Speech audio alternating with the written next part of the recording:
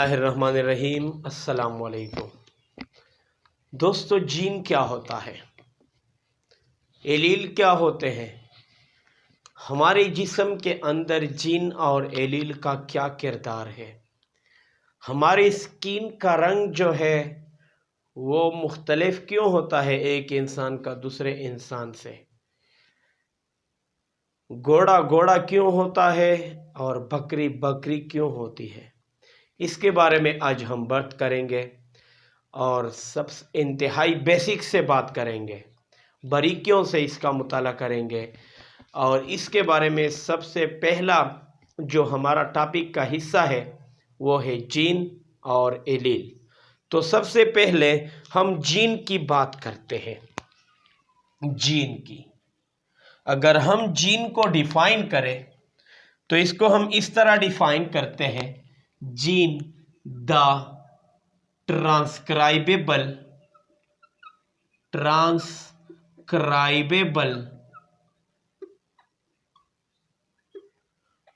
Part of या segment of DNA which produce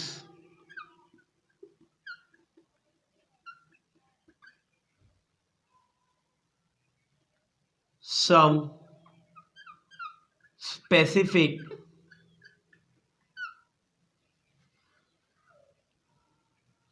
sequence of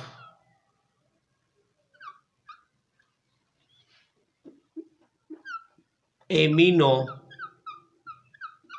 acids in our body is called what? Gene. Gene को हम इस तरह define करते हैं कि जीन जो है वो डीएनए का एक सेगमेंट होता है। ये मैं एक डीएनए बनाता हूं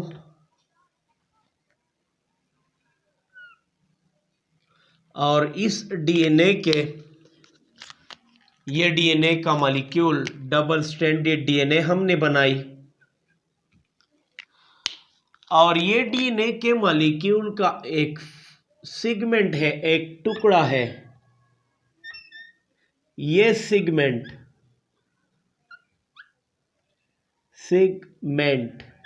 टुकड़ा डीएनए का ये वाला सेगमेंट जो मैंने ग्रीन दिखाया है, ग्रीन कलर से मैंने दिखाया है, क्या करेगा? ये हिस्सा थोड़ा सा खुल जाएगा, अनवाइंड हो जाएगा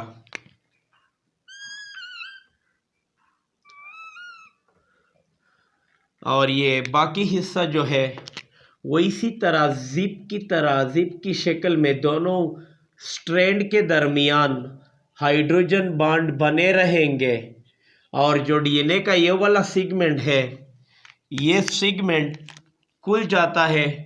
कंप्लीट डिस्क्रिप्शन इंशाल्लाह इसके बाद में हम पढ़ेंगे कि ये क्यों खुल जाती है और ये हाइड्रोजन बॉन्ड अलग हो जाते हैं। हाइड्रोजन जो बॉन्ड है ये ब्रेक हो जाता है। इस स्ट्रक्चर को हम कहते हैं ट्रांसक्रिप्शन बबल। क्या कहते हैं? Transcription bubble. अब इसी ट्रांसक्रिप्शन बबल के अंदर डीएनए के एक स्ट्रैंड से मैसेंजर आरएनए बनेगी और ये मैसेंजर आरएनए कौन सी चीज बनेगी? मैसेंजर यानी mRNA। और इस mRNA का के बनने का जो अमल है, जो डीएनए से खुद को कॉपी करता है, इस अमल को हम कहते हैं ट्रांसक्रिप्शन। इस अमल को हम क्या कहते हैं? Transcription. The formation of RNA from DNA is called transcription. अब ये डीएनए का ये सेगमेंट जो है, जिस सेगमेंट ने ट्रांसक्रिप्शन में हेल्प की, उस सेगमेंट को हम कहते हैं जीन। उस सेगमेंट को हम क्या कहते हैं? जीन। यानी डीएनए का वो हिस्सा जिसकी ट्रांसक्रिप्शन होती है, जिससे मैसेंजर आरएनए बनती है, उसको हम ट्रांसक्राइबेबल पार्ट ऑफ या ट्रांसक्राइबेबल सेगमेंट ऑफ डीएनए कहते हैं। और डीएनए का ये वाला सेगमेंट जिसकी ट्रांसक्रिप्शन हुई है, वो बनाएगा अब प्रोटीन। किस तरह बनाएगा? ये मैसेंजर आरएनए है, इस मैसेंजर आरएनए पर डीएनए की तरफ से कोड लग चुके हैं। ये कोड्स, इन कोड्स को हम, ये नाइट्रोजीनियस बेस से बनते हैं, नाइट्रोजीनियस बेस से बनते हैं। और ये ट्रिपलेट कोड होता है। हर कोड ट्रिपलेट 3 न्यूक्लियोटाइड्स या 3 न्यूक्लियोटाइड्स पर, नाइट्रोजीनियस बेसिस पर मुश्तमिल होता है। न्यूक्लियोटाइड्स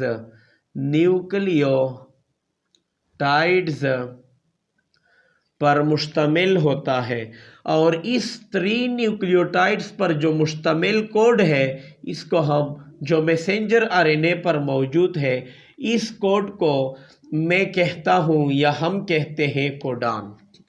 ये कोडान मैसेंजर आरएनए पर होता है। इसी मैसेंजर आरएनए पर राइबोसोम के जो सब यूनिट है, दोनों लार्ज सब यूनिट और स्मॉल सब यूनिट, ये जुड़ जाते हैं। राइबोसोम्स के सब यूनिट जो है, ये जुड़ जाते हैं और ट्रांसफर आरएनए आता है, अपने साथ एमिनो एसिड लाता है। और एमिनो एसिड, ये नीचे वाला ट्रांसफर आरएनए है, और ये ऊपर जो, जिसको मैं ब्लैक बना के दिखा रहा हूँ, ये एमिनो एसिड्स है जो ट्रांसफर आरएनए अपने साथ लाती है। अब ये ट्रांसफर आरएनए बॉन्ड बनाता है मैसेंजर आरएनए के साथ। ट्रांसफर आरएनए पर भी एक कोड होता है जिसको हम कहते हैं एंटीकोडान। ट्रांसफर आरएनए पर भी एक कोड होता है। ये कोड कॉम्प्लीमेंट्री होता है, अपोजिट होता है टू कोडान। कोडान का जो कोड है वो मैसेंजर आरएनए पर होता है, और इसी कोडान का जो अपोजिट है वो ट्रांसफर आरएनए पर होता है। और इस ट्रांसफर आरएनए पर जो कोड है, इसको हम कहते हैं कॉल्ड एंटी कोडान। तो ट्रांसफर आरएनए के कोडान और एंटी कोडान आपस में मिल जाते हैं। मैसेंजर आरएनए का कोडान मिल जाता है ट्रांसफर आरएनए के एंटी कोडान के साथ, और इस अमल में राइबोसोम जो है वो हिस्सा लेता है। अब क्या होता है? ये एमिनो एसिड्स आपस में पेप्टाइड बॉन्ड बनाते हैं। और जब ये ज़्यादा एमिनो एसिड पेप्टाइड बॉन्ड बना ले, तो इससे इस तरह एक लंबी रस्सी एमिनो एसिड की बन जाती है, जिसके लिए हम लफ्ज़ यूज़ करते हैं प्रोटीन। हमने बात की कि द ट्रांसक्राइबेबल सेगमेंट, डीएनए का वो हिस्सा जिसकी ट्रांसक्रिप्शन होती है, जिससे आरएनए बनता है, उसको हम कहते हैं क्या? जीन कहते हैं। जीन हमारे जिस्म के अंदर एक ख़ास तरतीब में एमिनो एसिड को रखती है और क्या बनाती है? प्रोटीन बनाती है। थोड़ा बहुत समझ आया होगा। अब हम हिस्ट्री की बात करें तो जीन का जो, the word gene was used by, the word gene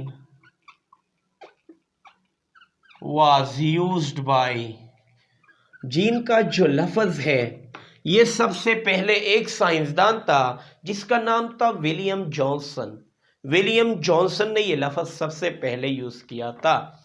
the word gene was used by William या विल्हम जॉनसन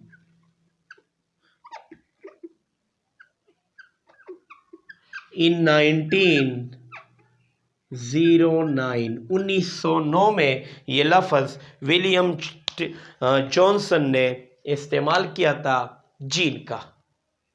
थोड़ा बहुत समझ आया होगा आप लोगों को। अब ये जीन कहाँ पर मौजूद होते हैं? हमने बात की कि जीन डीएनए के अंदर मौजूद होते हैं और डीएनए के अंदर एक खास टुकड़ा होता है जिसकी ट्रांसक्रिप्शन होती है, उसको हम जीन कहते हैं। अब है हमारे साथ एक दूसरा टॉपिक, एलील। कौन सा? एलील। एलील, एलील क्या है? एलील इंतहाई आसान सा टॉपिक है कि द अल्टरनेटिव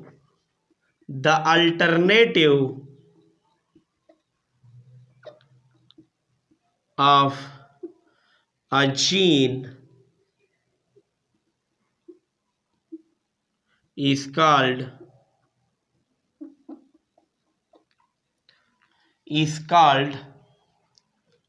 क्या? Allele. or the different forms of a single gene is called alleles। आप लोगों को यहाँ तक समझ नहीं आता होगा जो डिफिनीशन मैंने लिखी, क्योंकि इस डिफिनीशन को मैंने थोड़ा सा एक्सप्लेन करना है और इसको एक्सप्लेन करने के लिए मैं यहाँ पर आता हूँ और एक दूसरा टॉपिक पढ़ाता हूँ, समझाने की कोशिश करता हूँ, तब हम एलील समझेंगे कि एलील क्या है। सबसे पहले हमने एक लफ्ज़ सीखनी होगी, homologous chromosome. Homologous chromosomes. Homologous chromosomes क्या होते हैं? होमोलोगस क्रोमोसोम्स ऐसे क्रोमोसोम्स होते हैं जो मियोसिस के दौरान साइनेप्सिस बनाते हैं, जोड़े बनाते हैं। क्या है पता नहीं, आप लोगों को भी समझ नहीं आता होगा और मुझे भी समझ आ रहा है कि ये मैंने जो लफ्ज़ इस्तेमाल किया है होमोलोगस क्रोमोसोम, आप लोग कहोगे कि ये होमोलोगस क्रोमोसोम्स का क्या मुराद है। मैं आप लोगों को बना के दिखा रहा हूँ। ये टेस्टिस है,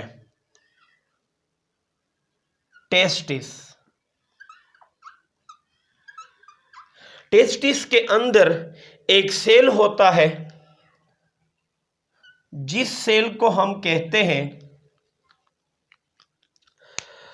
प्रिमोर्डियल सेल, जरम प्रिमोर्डियल। क्या कहते हैं? जरम प्रिमोर्डियल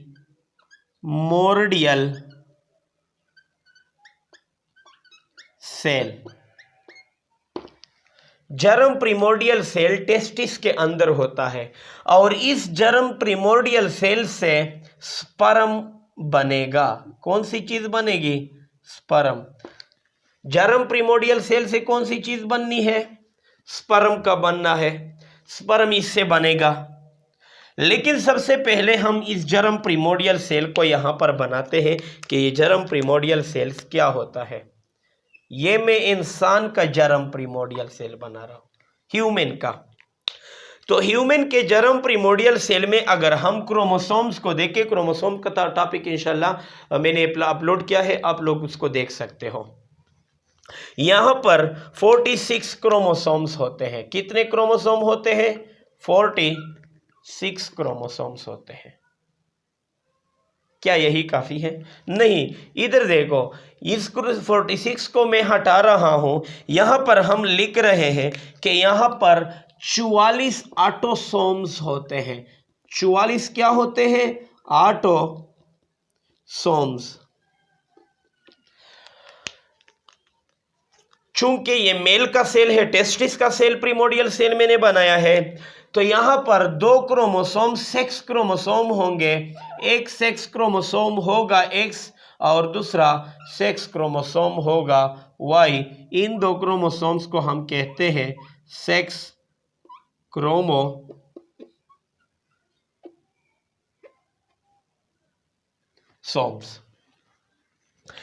अब थोड़ा इन क्रोमोसोम्स को मैं और भी वाज़ेह करके बना रहा हूं, और भी वाज़ेह करता हूं। अगर हम इसको और भी वाज़ेह करके दिखाए तो ये क्रोमोसोम्स इस तरह होंगे। ये मैंने जर्म प्रिमोर्डियल सेल बनाई, ये वाली।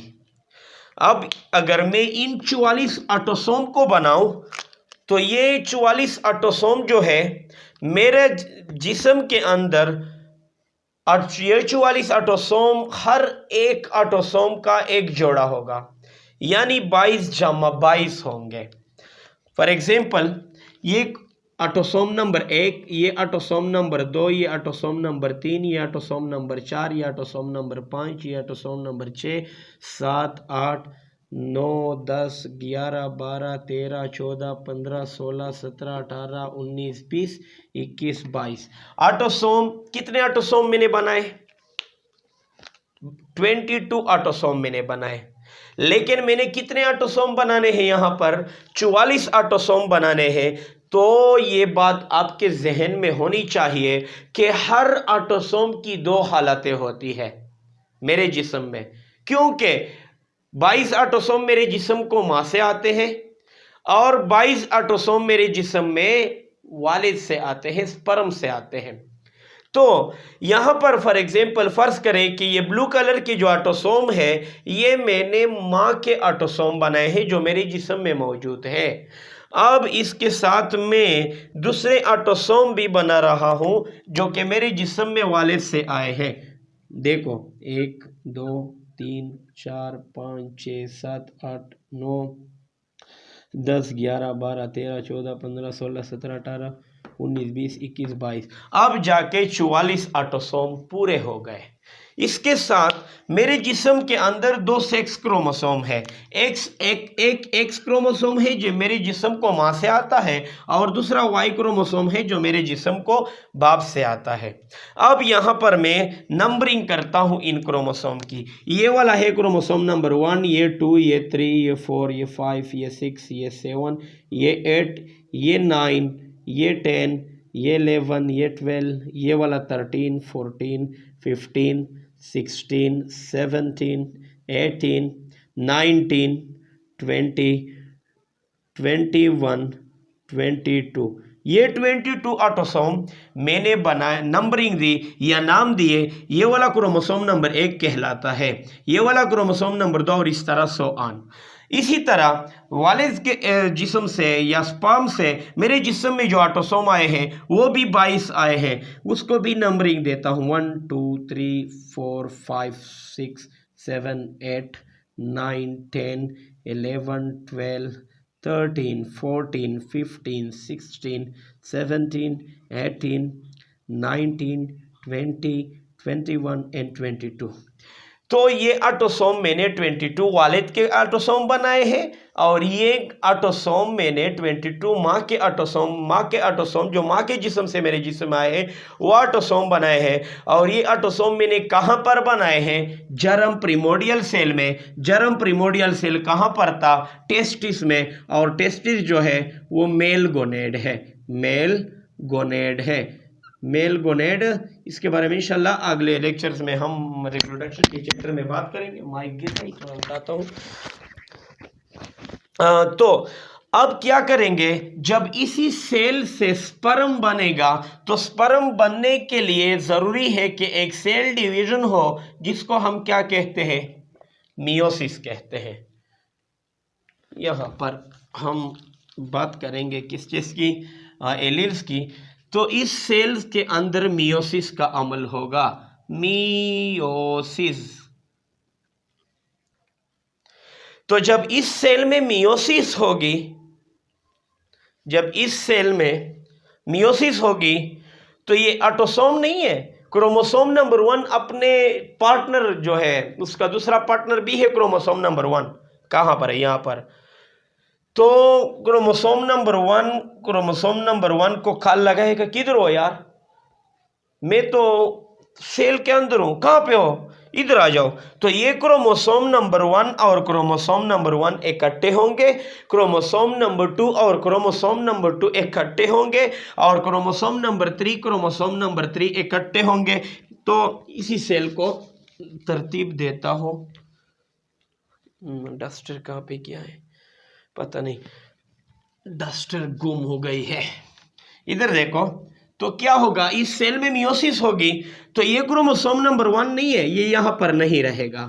क्या होगा, ये क्रोमोसोम नंबर 1 इकट्ठे होंगे, यहां पर क्रोमोसोम नंबर 2 के पास क्रोमोसोम नंबर 2 आएगा, क्रोमोसोम नंबर 3 के पास क्रोमोसोम नंबर 3, क्रोमोसोम नंबर 4 के साथ 4, 5 के साथ 5, 6 के 7, 8, 9, 10, 11, 12, 13, 14, 15, 16, 17, 18, 19, 20, 21, 2, 3, 4।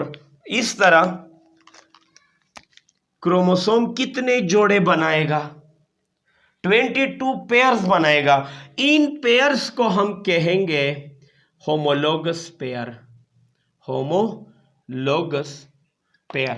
इन होमोलोगस क्रोमोसोम्स की एक कैरेक्टरिस्टिक ये भी होगी, तो सबसे पहले मैंने बात की कि होमोलोगस क्रोमोसोम क्या होते हैं, वो पेयर्स बनाते हैं, और इन पेयर्स को हम कहते हैं साइनेप्सिस। क्या कहते हैं? मियोसिस के दौरान कौन सा अमल करेंगे होमोलोगस क्रोमोसोम? साइनेप्सिस बनाएंगे। ये बात आपने जहन में रखनी होगी। इसके बाद दूसरी कैरेक्टरिस्टिक ये है कि होमोलोगस क्रोमोसोम जो है, for example homologous chromosome number 1 और 2, ये जोड़ा जो है, होमोलोगस क्रोमोसोम्स के डीएनए भी सेम होंगे। क्या होंगे? सेम डीएनए, उसका डीएनए एक जैसा होगा। अब अगर डीएनए एक जैसा है तो समझ लो कि उन पर जीन की लोकेशन भी सेम होगी। जीन लोकेशन सेम होगी। हाँ, एक फर्क होगा।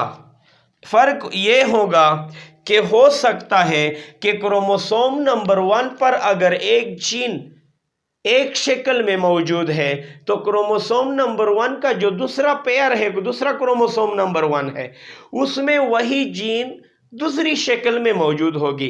फॉर एग्जाम्पल क्रोमोसोम नंबर 1 के एक क्रोमोसोम नंबर 1 पर यहां पर मैं होमोलोगस क्रोमोसोम बनाता हूं, क्रोमोसोम नंबर 19 फॉर एग्जाम्पल बनाता हूं, क्रोमोसोम नंबर 19। तो ये क्रोमोसोम नंबर 19 का एक जोड़ा है। इस जोड़े का जितना भी डीएनए है वो सेम होगा, और इनको हम क्या कहेंगे? होमोलोगस क्रोमोसोम कहेंगे। और ये homologous chromosomes, for example chromosome number 19 पर यहां पर एक जीन है, वो ब्लड ग्रुप के लिए कोड करेगा, हमारी जिस्म में ब्लड ग्रुप बनाएगा, और यहां पर वही जीन उसी क्रोमोसोम नंबर 19 के दूसरे पेयर पर, जो दूसरा किस्म है, उस पर भी वही जीन होगा, लेकिन वो ब्लड ग्रुप बी के लिए कोड करेगा। फर्क सिर्फ इतना होगा, दोनों ब्लड ग्रुप पैदा कर रहे हैं, एक वाला ब्लड ग्रुप ए पैदा कर रहा है और दूसरा वाला ब्लड ग्रुप ए बी पर पैदा कर रहा है। तो हमको पता चला कि इस टेस्टिस के अंदर एक सेल है, उस सेल में होमोलोगस क्रोमोसोम का एक जोड़ा है, और उस जोड़े पर एक ही कैरेक्टर के 2 जीन मौजूद है। एक क्रोमोसोम पर उसी कैरेक्टर का दूसरा जीन, और दूसरे क्रोमोसोम पर उसी कैरेक्टर का दूसरा अलग जीन मौजूद है। तो ये जीन एक ट्रेट के लिए सेम कैरेक्टर पैदा करती है, ट्रेट कैरेक्टर को कहते हैं। तो सेम ट्रेट के लिए फर्क इतना है कि एक ए ब्लड ग्रुप पैदा कर रहा है और दूसरा बी ब्लड ग्रुप पैदा कर रहा है, तो ये जीन आपस में एलील कहलाते हैं। ये जीन आपस में क्या कहलाते हैं? एलील कहलाते हैं। द अल्टरनेटिव्स, मुताबादिल, अल्टरनेटिव्स किसे कहते हैं? मुताबादिल। अगर एक ना हो तो दूसरा होगा। द अल्टरनेटिव्स ऑफ जीन, एक जीन के मुतबादिल आर कॉल्ड एलील, इसको भी एलील कहते हैं। और the different forms of a single gene, एक ही जीन के दो शक्लें हैं। ये वाला जीन भी ब्लड ग्रुप के लिए है और ये वाला जीन भी ब्लड ग्रुप के लिए है, लेकिन इसकी शक्लें कितनी है? दो है, तो इसको हम कहते हैं एलील। उम्मीद करता हूं कि आपको मोहम्मद जलाल खान की ये वीडियो पसंद आई होगी। अगर पसंद आए तो लाइक कीजिएगा, शेयर कीजिएगा और अपने दोस्तों को भी बता दीजिएगा ताकि मुझे फीडबैक मिल सके। अगर कोई सवाल हो तो कमेंट में आप लोग पूछ सकते हो। इंशाल्लाह I will try my best to understand all the topics of biology one by one. तब तक के लिए मोहम्मद जलाल खान को इजाज़त दीजिए। अल्लाह हाफिज़।